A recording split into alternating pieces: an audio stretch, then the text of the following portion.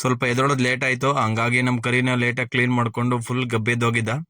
ಹಂಗೆ ವಾಶ್ ಮಾಡಿ ನಾನು ಎದ್ದು ರೆಡಿಯಾಗಿ ತಿರ್ಗಿ ಮತ್ತೆ ಹೆಲ್ಮೆಟ್ ಹಾಕೊಂಡು ಎಲ್ಲ ಸೇಫ್ಟಿಯಾಗಿ ಹೆಲ್ಮೆಟ್ ಯೂಸ್ ಮಾಡಿ ಹಂಗೆ ನಾನು ಹೊರಟೆ ಅಲ್ಲಿಂದ ಆಫೀಸಿಂದ. ಬೇಗ ಟೈಮಾಗಿ ಇರೋದ್ರಿಂದ ನಮ್ಮ ಕರಿನ ಸ್ಟಾರ್ಟ್ ಮಾಡ್ಕೊಂಡು ಬಂದು ಮಂಡ್ಯ ಕಡೆ ಸುತ್ತ ಯಾರು ಇಲ್ಲ, ಎಲ್ಲ ಖಾಲಿ ಹಬ್ಬಕ್ಕೆ. ಹಂಗೆ ನೋಡ್ಕೊಂಡು ಬಂದೆ ಮನೆಗೆ. ನನ್ನ ಬಾಮೈದ ಇದ್ದ, ಆಟ ಆಡ್ಕೊಂಡು ಅವ್ನ್ ಜುಟ್ಟಿಟ್ಕೊಂಡು ಆಟ ಆಡ್ತಿದ್ದೆ. ಹಂಗೆ ಏನೋ ಹೇಳ್ತಿದ್ದ,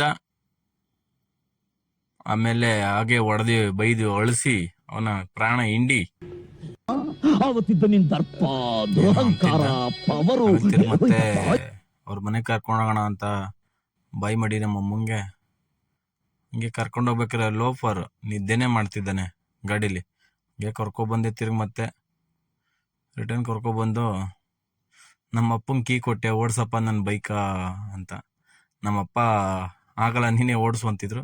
ಏನಕ್ಕೆ ಅಂತಂದ್ರೆ ನಮ್ಮ ಅಪ್ಪಂಗೆಲ್ಲ ತೂಕ ಎತ್ತಕ್ಕಾಗಲಿಲ್ಲ, ಅದಕ್ಕೆ ಹಂಗೆ ನಗಾಡ್ತಿತ್ತು ನಮ್ಮಪ್ಪ.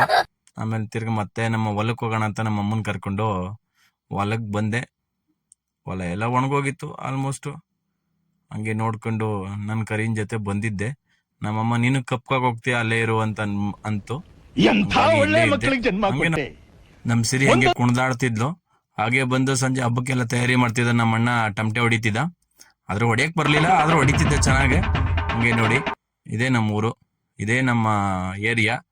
ಹಂಗೆ ಸಂಜೆ ಆಯ್ತು, ಬೆಂಕಿ ಹಚ್ಚೋಣ ಅಂತ ಬಂದು ಎಲ್ಲ ಹಚ್ಚಿ ಸ್ಟಾರ್ಟ್ ಮಾಡ್ಬೇಕಾದ್ರೆ ಚೆನ್ನಾಗಿತ್ತು. ಬಟ್ ಅಲ್ಲಿ ಏನಾಯ್ತು ಅಂತ ನೀವೇ ಕಾದ್ ನೋಡ್ಬೇಕಾಗುತ್ತೆ.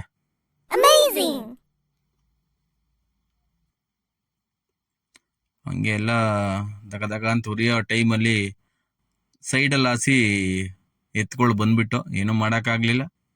ಹಂಗಾಗಿ ಎಲ್ಲ ಓಡ್ಬಿಟ್ರು. ಆಮೇಲೆ ಜಾಸ್ತಿ ಆದ್ಮೇಲೆ ಗೊತ್ತಲ್ಲ ಅವಾಗ ಥರ ಹೆಂಗಿರುತ್ತೆ ಅಂತ.